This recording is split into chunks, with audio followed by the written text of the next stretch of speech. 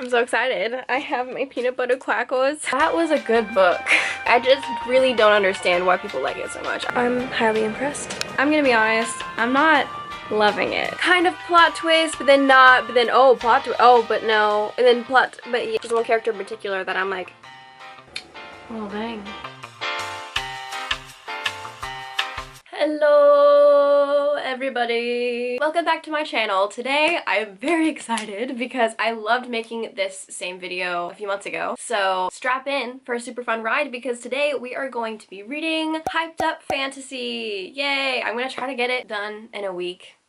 We'll see if that works out, if that's gonna be part of the title. I don't have a lot of time on my hands. We've noticed this from all my other videos, okay? We know it by this point. But the 3 books I'm going to be reading, I only actually own one. I'm planning on picking up the other 2 today. I placed an order at Barnes & Noble because apparently after the holidays, everyone goes to Barnes & Noble, which I was not prepared for, so like none of the books that I need are in stock. But luckily this one was. So I'm going to be reading One Dark Window by Rachel Gillig. Oh my gosh, that was embarrassing. Yeah, so I'm gonna be reading this one. There was that one TikTok, I guess, that blew up. I don't know because I don't have TikTok, but someone said that they liked this more than Fourth Wing, and that's not that shocking to me because there's a lot of things that I like more than Fourth Wing. But so yeah, we'll see. This looks really atmospheric and cool and kind of gothic-ish, so I wonder if that's accurate. I am going to read this first because it's the first one that I actually own physically. But the other 2 are of course going to be Powerless by Lauren Roberts, the, I believe, self-published phenomenon. It's so cool to see so many self-published works get popular. And then, of course, Once Upon a Broken Heart by Stephanie Garber. Let me tell you, I just finished the Caraval trilogy and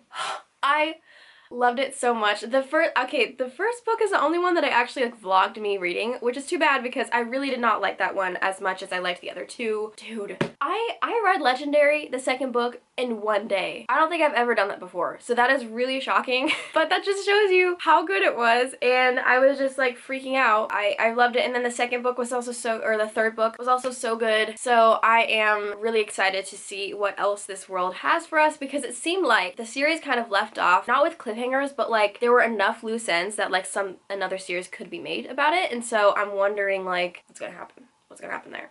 So I am mega excited to read that book because Caraval was amazing, and I'm kind of sad that not a lot of people have read Caraval. They just kind of skipped past it and read Once Upon a Broken Heart. So I might be making, let me know in the comments if you guys would be interested in some like plot recaps of Caraval, just so that you guys can know what it's about even if you don't want to read the whole trilogy before reading Once Upon a Broken Heart, because I'd be willing to do that, probably, maybe. No promises, that would take a long time to make. Yeah, that'd be cool because I really want people to know how neat the story is. Yeah, so we are going to start with One Dark Window, and then I'll let you guys know when I pick up the other 2 books, and then I will get to reading them. I will let you guys know once I actually know what this book is about because I don't know very much. Okay, bye.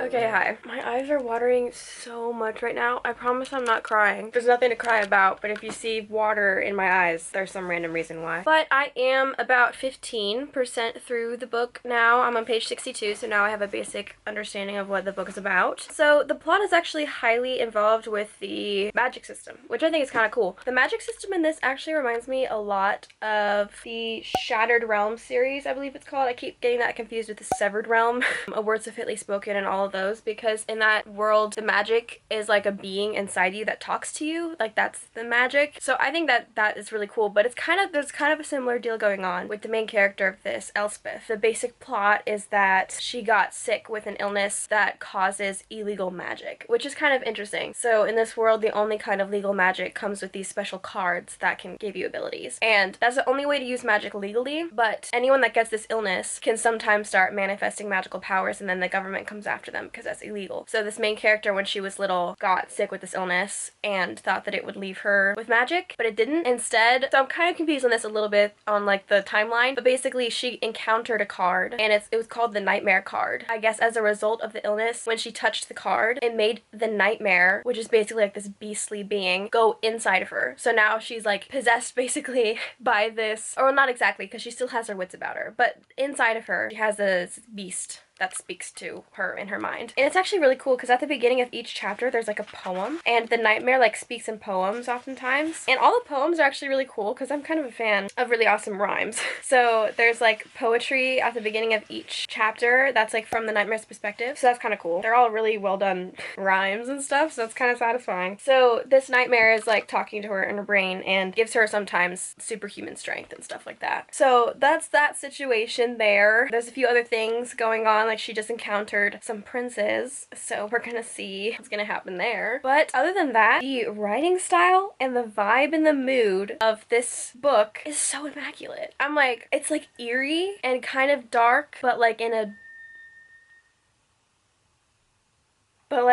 really neat way. Like, it's kind of hard to explain. It's like, I feel like the cover is so perfect to describe the vibe. And I love, you know, if you watch my videos, you know that I love when a book can capture a vibe and a feeling super well. Like, that's talent right there, if a writer can do that. So I'm really enjoying my time. The only downside is that I am like experiencing a weird thing right now where like every time I try to read, I like want to fall asleep. And it has nothing to do with the book. I'm super lethargic lately, and it sucks because I have so much to do. But it's like every minute I'm just like, I just need to take a nap. I just need to take a nap. And usually if I take like a 20-minute nap, I'll wake up energized. But every time I've done that, I just wake up more tired, and it's just like, oh my god. So anyway, I'm just gonna take it slow. Maybe my body just needs some extra sleep.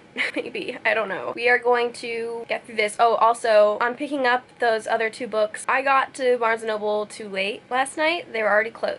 So it's a new Barnes & Noble, so they close at 7 instead of 8. And so that is disappointing. But I'm gonna go hopefully today if I have energy and pick them up. So that's gonna be exciting. But in the meantime, I'm just gonna stick with reading One Dark Window.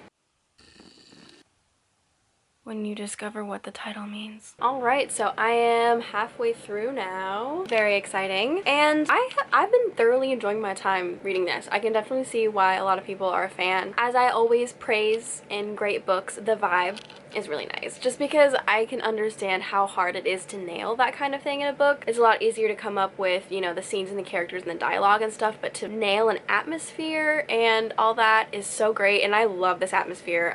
It's been a while since I've read a book with this kind of atmosphere. Feels very, like, unique and not cliche, you know? Or maybe it is cliche in a different genre, but not really this one. It feels definitely thoroughly, like, dark fantasy, like, but not dark as in like horror, because there isn't really horror elements except for the fact that the nightmare is like living in her brain, but that doesn't give it horror vibes. Yeah, so I'm really liking it. The plot is kind of picking up the, like, I now know what the main plot of the story is supposed to be, and that doesn't really start until like a good portion of the way in, so I don't really want to mention a whole lot of that because I don't want to spoil it, because it might be considered a spoiler since it doesn't happen like at the beginning. But I think it's really cool. Like, she meets up with a lot of people, she kind of forms a team with some people, and I kind of like the people that she is on a team with. They all have their distinct personalities. Some of them are jerks and some of them are nice, and sometimes I like the jerk characters because they just feel real and they feel like it's kind of exciting that they could have like a character arc to become not a jerk. So I kind of like those characters a little bit, even though they're a piece of crap at the beginning. And also the magic system. The magic system is like not complicated. It's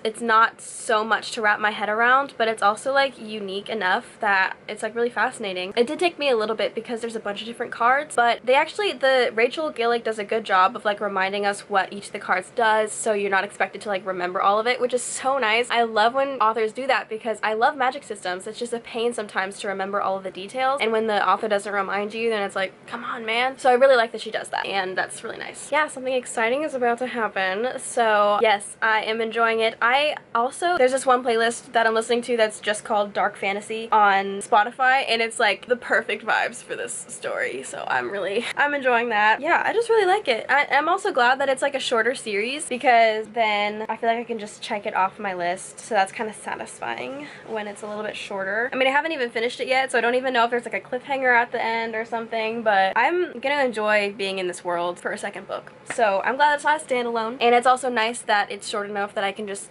check it off my TBR list. So far, would highly recommend. Not too complicated, not too hard to understand, pretty lovable characters. I guess the beginning was a little bit slow, like maybe chapters 1 and 2. The initiation to the plot kind of happens like around chapter 3, I think. That's kind of normal for a book, like just a little bit of slow beginning. And even then we were like finding out her backstory and how she like got the disease, the infection or whatever, so even that was pretty interesting. Yeah, but I'm so excited to see like what kinds of abilities she has, what kinds of things are in store. So I'm waiting with bated breath to finish this book.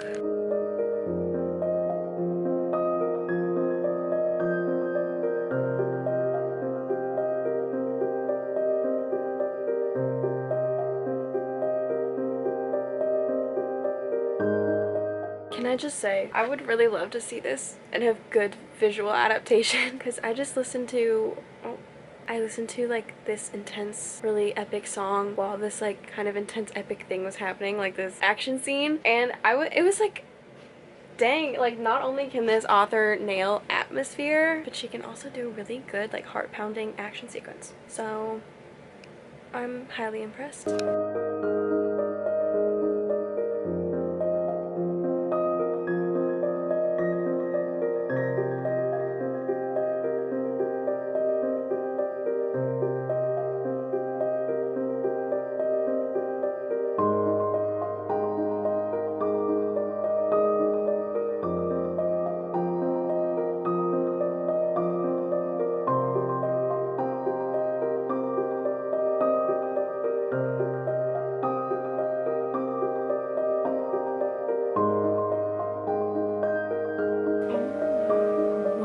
Explain?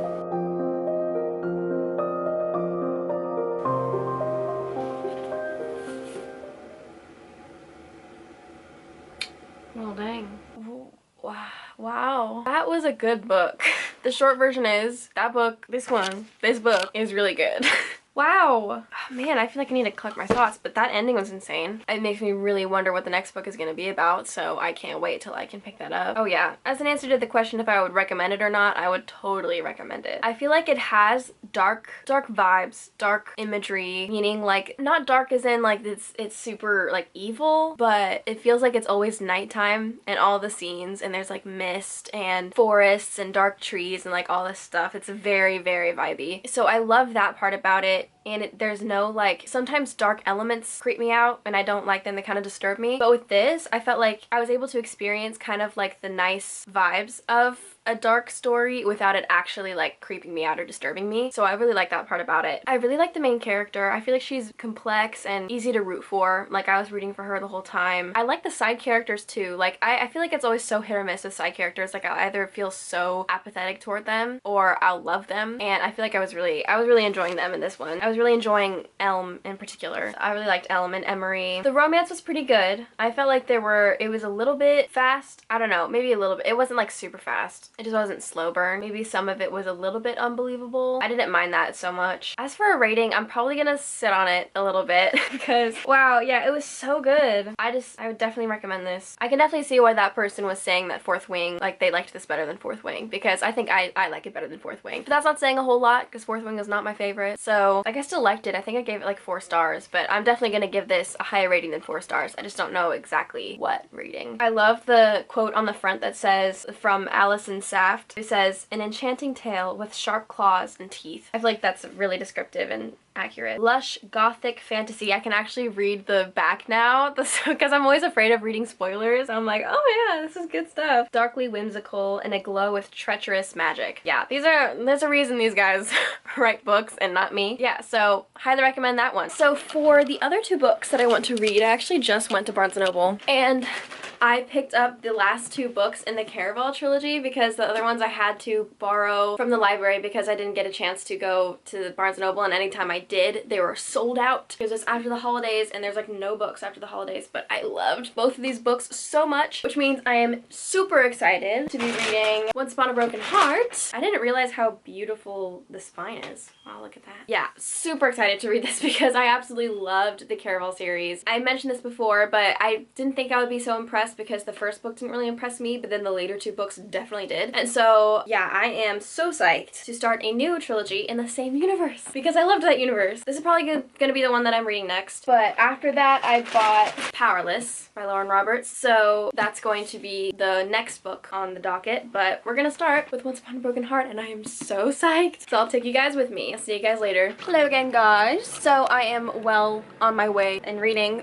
Once Upon a Broken Heart. I am this far through, about a third? That's about a third, maybe a little less. So I definitely have a pretty good idea about what the plot's about. The thing is, it's kind of tricky to talk about without spoiling the whole Caraval series. So that's something that I ran into. Luckily, I wasn't completely spoiled, but it was enough to where I was like, oh, I think I probably know what the ending is going to be, and that was disappointing for me, so I don't want to encourage that. I want to encourage you to read Caraval first because it was a really good series. If you get past the first book, which isn't even bad in the first place, it's just not as masterful as the other 2, but I really recommend reading that first. But I will give you, hopefully, a spoil-free little summary of what the basic plot is about. So Evangeline is the main character in this, and she lives in Valenda, which is a place that Caraval, like a lot of stuff happened in Caraval in that city, and she kind of gets into some trouble with these beings called the Fates, which is another big element in the Caraval series. They're very tricksty, kind of godlike creatures, and they also always make like deals and bargains that sound great, but then as soon as you accept them, then they're actually like double-crossing you, and like you actually agree to something that you didn't think you were agreeing to. So that happened to our lovely Evangeline. She stumbled into a bargain because her heart got broken, which is what the title is about, because she's convinced that this man still loves her, but her stepsister announced that her and this man are getting married, and so she's like, oh, there must be some mistake, he's under some curse or something like that, and so she goes to this Fate, makes a deal with him, and then not great stuff happens, and she has to like undo this curse. Yeah, there's a lot of that going on, but so far, some non-specific things that don't contain spoilers are,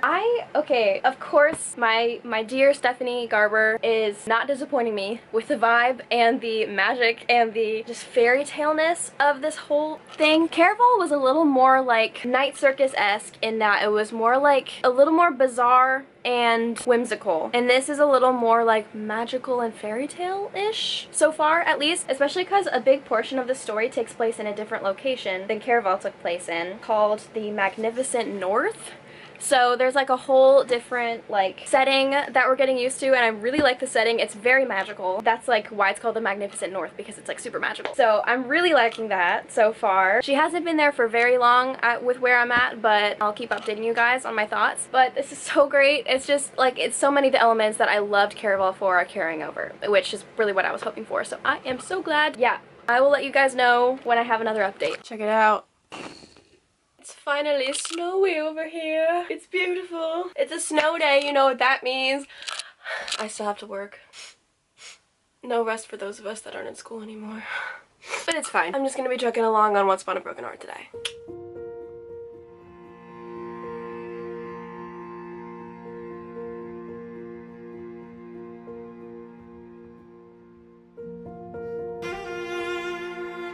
I am now halfway through. Wow, there are so many twists and turns in this. I really like where it's going because the plot is thickening. There is something larger going on, which is always a fun part of the story to get to. It's definitely been fun up till now, but now it's like there's more to it. There's more going on that we have to uncover. So that's always really fun to figure out in a book. There's a lot of tricksy characters in this, let me tell you, which is another thing that carried over from the other trilogy. It's like, can you trust anyone? Everyone's trying to double cross you or like trap you in some way. So it's very, you don't know who to trust. I really don't know who to trust right now. There's one character in particular that I'm like, are you good or bad? I really don't know. So we'll see what's up with that. The plot is definitely thickening. I am not having a hard time blasting through this, let me tell you. Especially with the combination of this, like, the size of this type and all that. Like, it's really easy to just, like, blast through books with a bigger type. So I appreciate that about it. Makes me feel like I'm actually accomplishing something when I'm turning the pages and all that. It's definitely gratifying. It's definitely gratifying to be reading this. Of course, like, when I've heard praises about this book, I've mainly heard just, like, praising how it's just, like, so fairy tale-esque, and I totally agree with that. I'm really enjoying that all of the beautiful dresses. I feel like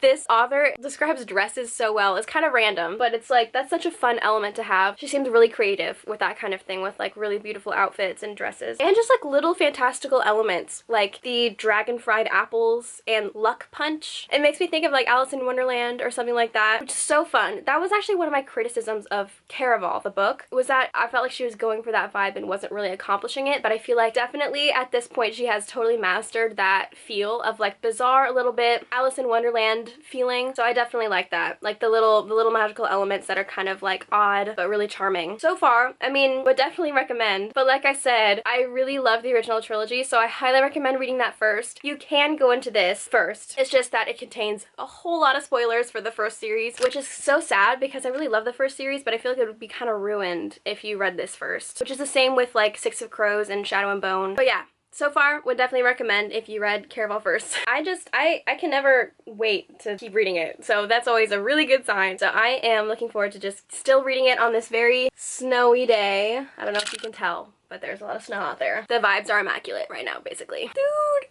so much has happened in this freaking book. I'm this far, so I'm almost done with it. So, if you read it, you know what's going down, but oh my goodness, so many things. The romance is progressing, I guess. Like, it's slow burn, so it's not like, you know, but it's like progressing. And there's like kind of plot twist, but then not, but then oh, plot twist, oh, but no, and then plot, but yeah. I mean, I don't have much to say because of all the spoilers that could be said, but oh, man, I'm just, those are my current emotions that don't contain spoilers. This is a very good book.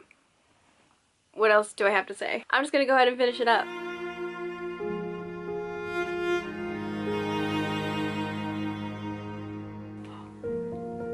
Oh, snap.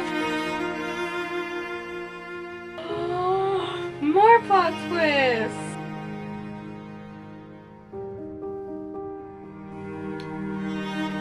Oh man, I finished it. Wow, I'm so excited to pick up the next books. That was really good. Yeah, I feel like there was kind of a realization at the end that I was thinking about the whole time, that I was like, Evangeline this whole time is feeling guilty for something that happened earlier. And this whole time I've been kind of like, why are you guilty? Like, I don't really understand what she did wrong. I kind of can, but on the other hand, I'm like, don't sell yourself short. Like, you did what you could and like all this stuff. And so I'm kind of glad that towards the end she had the realization like, oh, I shouldn't feel so bad. Like, what I did was, maybe it was a little bit heroic, whatever. You'd understand if you read it. I don't want to spoil it though. I guess overall thoughts, there were definitely a lot of twists and turns, which I really liked about the first series, so I'm glad that that's continuing, which is a lot of my feedback actually is like, oh, I like how this is similar to the first series because I liked the first series so much. It carried over the magical atmosphere, the fairy tale, kind of bizarre magic system kind of atmosphere. I really like that. I really like the magic system in this and how it's kind of, it reminds me a lot of fairy tales, just like the original Grimm fairy tales, not like the Disney versions, and tons of plot twists, tons of like not knowing and being unsure about stuff, and then like second guessing, not knowing who to trust, all that stuff. The vampires in this cracked me up because the way that they're described is like, everyone thinks for whatever reason when people hear about vampires they get intrigued instead of horrified, and I'm just like, it's so true. Why are we like that? That's so dumb. They literally eat humans, suck their blood out of their bodies. Why aren't we more horrified by that concept?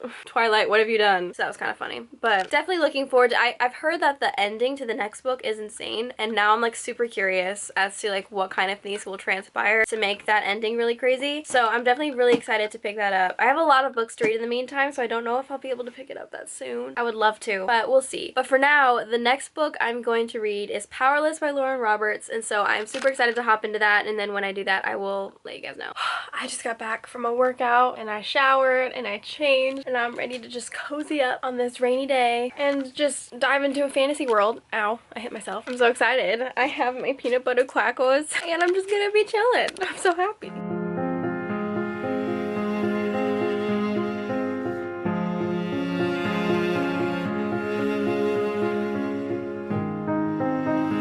Hey guys, it's been kind of a minute for me. I've not been able to read a whole lot of this book the past couple days because I'm reading this one really tough book for a course. So every time I've gotten reading time, I've been reading that. So for the past few days, I've just gotten this far. Agnes, stay. Oh. So that's unfortunate, but my thoughts so far, I mean, they're positive, but I can tell it's a debut novel. There's a lot of beats that are just very cliche, pretty juvenile, feels like, just some things that are just, I don't really know. I don't want to go into super details in case you want to read this book and you don't want like everything to be explained for you. So the plot, I actually do like the world building and the magic system. I think it's kind of cool. I don't think that part is that cheesy. I think that someone could say that's cheesy, but that's not really what I'm talking about. The magic system is basically, there was a plague that swept through the nation or the world at one point. I didn't really understand if that was like a super long time ago or kind of recently. I think it was kind of recently. Basically, if you got better from the plague, you got special abilities, and so the plague gave you like abilities, and so that's kind of, they kind of like worship it a little bit, even though it killed a lot of people. Everyone has a certain kind of ability, and so they all have a name because they're like, there's some that are super powerful and those are called elite, there are some that are defensive, there's some that are offensive, some that are mundane, and there's all kinds. They're all kind of well-known superpowers and like different in like the Marvel universe and places like that, so it's kind of easy to tell what they are even though they have like special names in this world. So that's cool. I like that. However, there are some people that didn't get powers,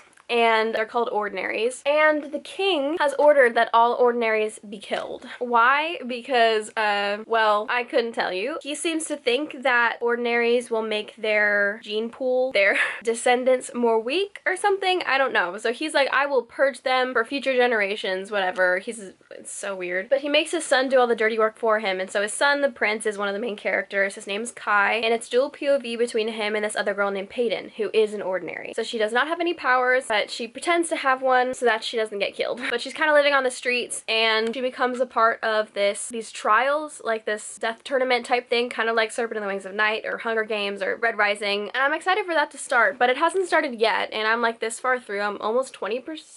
Was like 16% or something on Goodreads, and so nothing has started yet, and so I feel like it's a little bit of a slow start. I feel like maybe it could have gone faster. We are doing a lot of exposition and it's well spread out, so I'm not confused. So maybe it did have to be a little long, but I feel like it's just, yeah, I don't know. I was having a hard time getting super into it at the beginning. But yeah, there's just some things that just seem so cheesy. I remember when I would try to write stories, they'd come out a lot like this. I realized, oh, that's not good. So I never showed it to anyone. Not to say that this is as bad as what I wrote back then. It's definitely good enough to be in a book, but I can just tell it's a debut. I can tell that the different scenes that she decides to show, like not all of them have to be there. Some of them are kind of cheesy. Some of the dialogue is cheesy. Yeah, there's just different stuff that's, I can just tell it's off, but I think that it's still likable so far, so not to deter anyone from picking this up. It also has a cool naked hardcover, so points for that. But I will not judge it until I finished it. So I've heard that once the match starts and like the trials start or whatever, it's such a page turner, keeps everyone on their toes and all that stuff, and so I'm really looking forward to that. I think that's when it will really pick up as a story, so I'm trying not to judge too harshly just based off of the introduction. So I'm just gonna keep on reading. One of the things that kind of irks me just a little bit about this writing style is that, so it's dual POV, but usually one POV will end off on like somewhat of a cliffhanger, like something interesting is happening, but then when the POV switches, then that POV has to like backtrack and like explain what happened before that with them, and so it kind of like loses the momentum and doesn't make me really want to keep on reading. And so I think that's another reason why it's kind of taken me a while to get this far, because that like kind of takes away a lot of the momentum of me wanting to turn the pages and all that. So that's another little critique that I have about this writing style. Hello. So I've gotten through this much of the book now, and I'm gonna be honest, I'm not loving it. I'm not hating it. It's just there's a little too much that's cringe about it to make me love it. Here's what I mean.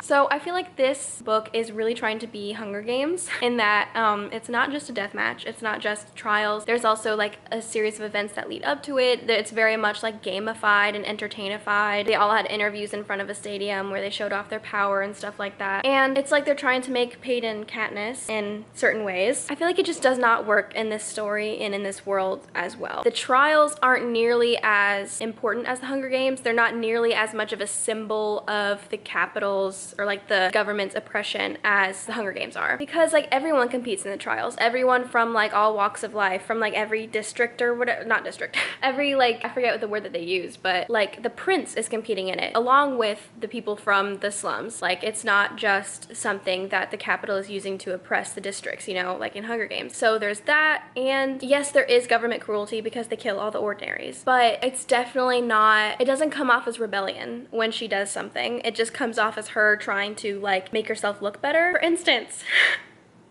there's a ball that happens that leads up to the trials, and it is customary to wear green. And as soon as I heard that, I was like, she's not gonna wear green, is she? And so, nope, she doesn't wear green because she wants to make a statement, but I don't really know what statement she's trying to make other than I'm better than everyone. Or like, I don't know. Correct me if I'm wrong, but like, why would she do that? She just doesn't want to be traditional. She doesn't want to like conform to the kingdom's oppression, I guess. But what's oppressive about wearing green to the ball? I'm like, is the author trying to recreate the whole Katniss wearing the Mockingjay dress in Hunger Games or something? Because that was completely different, and that was so much better done as like an act of rebellion than this. So I don't know, I'm just like, what's happening? But anyway, like there's other cringe stuff too, especially when it comes to the romance. I'm like, do these guys have nothing else to do with their time other than just be obsessed with this girl? Because that's like so cringe to me when that happens in books. It's so unrealistic. Makes me not want to root for the romance or anything when it's just like, why are you here? Why are you always coming to her door and like trying to see her and stuff? It's not, it just doesn't work. And I'm not a huge fan of the banter. I heard that the banter was good, but all I'm feeling when I'm reading this banter is just like, was that supposed to be flirty? Like, I don't know. It's not, I'm not falling for it. I'm definitely not falling for it. It's like, so it reminds me of pick-me energy, except she's not a pick-me. She's just what pick-me's are going for. The definition of pick-me has been totally botched by a lot of people, and I don't want to contribute to that. So I don't know exactly what pick-me even means anymore, but I just mean the guy is obsessed with her. And what pick-me's try to do is like make the guy act like that. It's like this book and what's happening to this main character is a pick-me's dream. Like, she's doing absolutely nothing to deserve these guys' attention. They're just giving it to her. And she's also like super badass and like can fight and like fight back all this stuff. And they have all the witty banter and the flirtiness and stuff. She holds a knife to his throat. He holds a knife to her throat, and it's angsty. She has both of the prince's attention, by the way, not just one, both. And so she has the attention of the heir to the throne and like all this stuff. Like, she has it all. And there's even this girl that I can really tell that the author is trying to make an obvious pick-me, who's the one that's really trying to get the guy's attention, and she's so mad at her because she's getting all the attention, and like, what did she do to deserve all the attention, like all this stuff. And I'm just like, I don't know, it's so, I'm sorry if any of this is like spoilery. I'm trying not to make it like spoilery. Like, is it a spoiler that this happens? Maybe. I'm sorry. But like, I'm just really, I don't know that I'd recommend it so far. Like, I don't know that this is really worth reading. Like, the trial hasn't even started yet, and look how far we are. I thought that it would be like the majority of the book. It's taking a long time to get to the action, and in the meantime, it's just weird angst romance up to that, and it's like making me not even root for the romance. On every time, it's like every page, one of the guys is like trying to get her attention or something, and just every time it happens, I'm just like, oh my gosh, do you have anything else to do with your time? Like, do you have a life? Do you have hobbies? Do you, like, these are both princes, they're supposed to be busy, probably. One of them is training to be the next king. Like, do you have something better to do than pine after this girl and like knock on her door every 2 seconds? Like, I don't know. Sorry for that rant, but that's what I'm going through right now. So I finally made progress in this stupid book. It's not stupid, I have a lot of feelings for this, okay? I just really don't understand why people like it so much. I don't understand, like, the main character is so annoying sometimes. The romance is not well done, not convincing. It's like they're trying to make it slow burn, but it's not. It's not. It's really not. And the action isn't enough to keep me interested. Like, it's so hard to turn the pages. The thing that I've heard about this is that it's a page turner, and I'm like, no, it's not. I'm so bored. Like, they dwell on certain scenes that I'm like, can we move on, please? This isn't interesting. Can we, like, yeah, I'm planning on finishing this today. I am done with the other book that I was trying to read for a course that I'm taking, and that was taking up a lot of my reading time. So I'm done with that book, so now I have like 150 pages left or something around there, and hopefully I'll be able to finish that all today. We'll see. That would be a miracle. I'm just gonna really need to, my attention span, it just has to get better instantaneously. So we're just gonna go for it.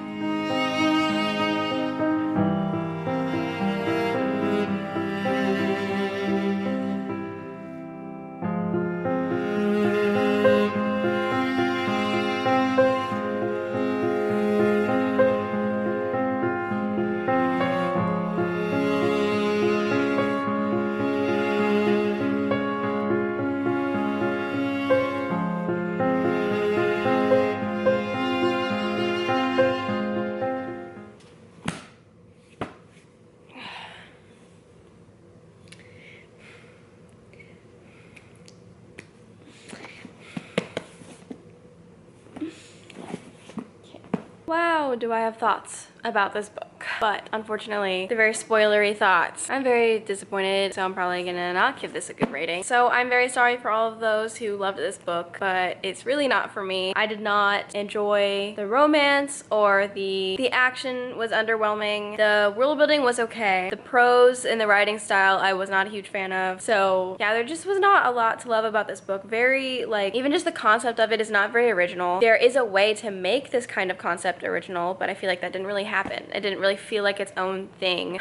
It was just so like weirdly angsty, and like it just was not, none of the emotional beats hit for me because there wasn't enough proper build up. So yeah, those are some basic non-spoiler thoughts for you, I guess. But yeah, I just really was not a fan of this book. Not worth the hype, in my opinion. But let's go ahead and film the wrap up, and I'm gonna talk about my ratings for all the books. Alrighty, so these are the 3 books that I got to in this video, and so let's just go ahead and recap. First, I read One Dark Window by Rachel Gillig, and I think I have settled on a 5-star for this one because I just could not understand how good it was. I don't even get it, but I loved the writing style, the world building, the vibe. Like, vibe is so important in books. Like, atmosphere, when an author can nail that, that is like the key to my heart. Like, if you can nail that, you almost have a guarantee of 5-star. Like, that's just, it's so nailed, so nailed. I bought the sequel already, and I'm really excited to read it because, oh, the ending. Oh my gosh, I can't get over the ending. That's like part of why I gave it 5 stars. I was just like, oh my gosh, that's crazy. Like that,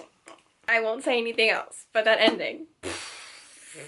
I just don't even know what's gonna happen. What's even gonna happen? I need this to be resolved. So definitely a must read. I feel like I just worth the hype. I feel like it should be getting more hype even. Like, why is no one talking about this? People are talking about it, but like, there needs to be more. Okay, so that's One Dark Window. And then I read Once Upon a Broken Heart by Stephanie Garber. And I think I'm gonna give this one a 4.5 because I absolutely loved it. I just love this world so much. I love being back in it because I adored Caraval, and so I'm so glad that it didn't stop there, that I'm just able to step back into this world. It's so enchanting and so lovable, and I just love the magic. Again, this is like, I just love when authors are able to capture this kind of whimsy. I feel like Holly Black is able to do this too, where she just like dives into this world, and there's just details that you would not think of that she decides to add that like just contribute so much to the overall feel of it. I feel like it just benefits the story so well. Makes it feel so real, like you're in it. It's very immersive. So adored it. Love the bits of romance that we got to see in this one. I hope we get to see more in the other books. Yes, so lovable, so enchanting, so amazing. Love it. And then Powerless